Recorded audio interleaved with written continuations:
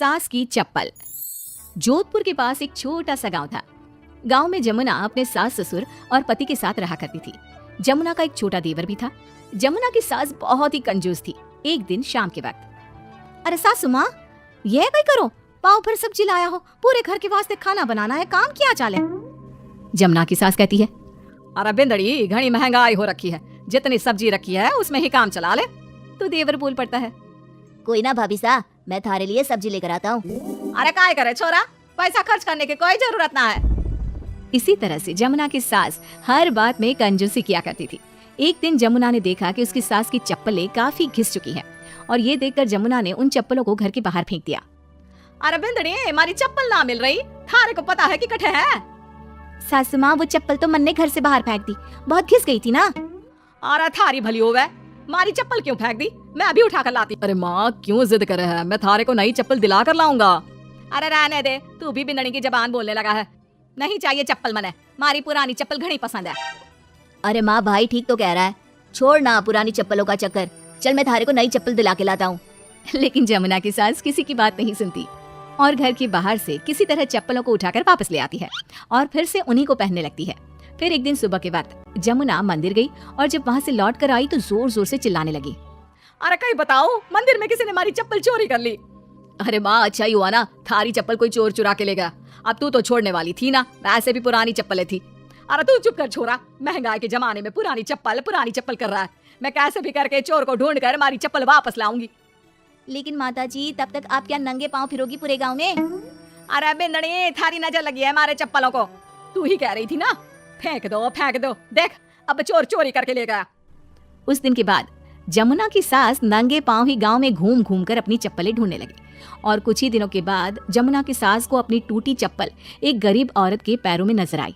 पकड़ लिया, अरे पकड़ लिया, तूने हमारी चप्पल चुराई ना, अब मैं थारे को छोड़ूंगी नहीं।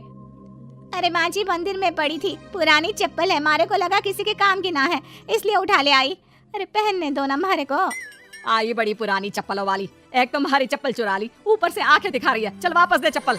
तभी छोटा बेटा वहाँ पहुँच जाता है और अपनी माँ को इस तरह देख कर कहता है, अरे माँ क्या कर रही है, अच्छा ना लगे, छोड़ दे, बेचारी गरीब औरत है, मैं कह रहा हूँ ना, मैं थारे को नई चप्पल दिला कर लाऊंगा। ना बेटा, चप्पल तो मैं यही वाली पहनूंगी। ऐसा कहकर जमुना की सास ने उस गरीब औरत से वो चप्पलें छीन ली। इतने पैसे वाली होकर मुझ गरीब से टूटी चप्पल भी छीन ली, अरे भगवान भला करे थारा। जमुना की सास की जिद के आगे किसी की एक ना चली और उसने फिर से वही पुरानी चप्पल पहनना शुरू कर दिया। एक दिन जमुना का पति बिना अपनी माँ को बताए उनके लिए सुंदर जूतियां लेकर आ गया और उसने वही जूतियां लाकर अपनी पत्नी जमुना को दिखाई।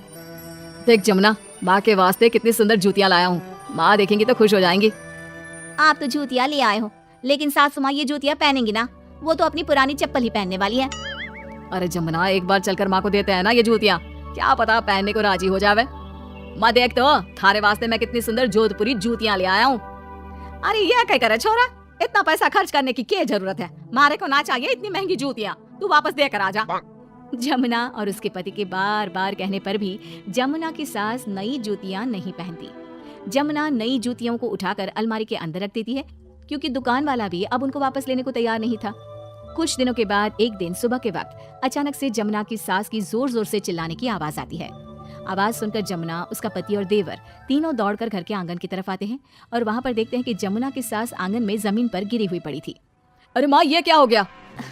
अरे मैं तो आंगन में गिर गई। अरे सासू माँ, आप गिर गई कैसे, चोट तो ना लगी ना थाने? अरे बिंदड़ी, कहीं बताओ, पैर में बहुत जोर का दर्द हो रहा है। अरे सासू माँ, थारे पैर में तो सूजन आ गई, लगता है जोर की मोच लगी है। माँ, ये सब थारी जिद की वजह से हुआ है, सारे घर वाले थारे से कह के थक गए कि पुरानी चप्पल छोड़ दे। भाई तो थारे लिए नई जूतियाँ भी ले आया, फिर भी तू ना मानी। हाँ देवर जी, आप ठीक कह रहे हो सकता है अब सासू माँ को हमारी बात समझ में आ जावे। अरे आ गई, बात समझ में आ गई, अच्छी तरह आ गई, पैर में बड़े जोर का दर्द हो रहा है, अब मारे को सारी बात समझ में आ गई। ला बेटा, जल्दी से नई वाली जूतियाँ ले आ, आज से ना मैं वही पहनने वाली हूँ।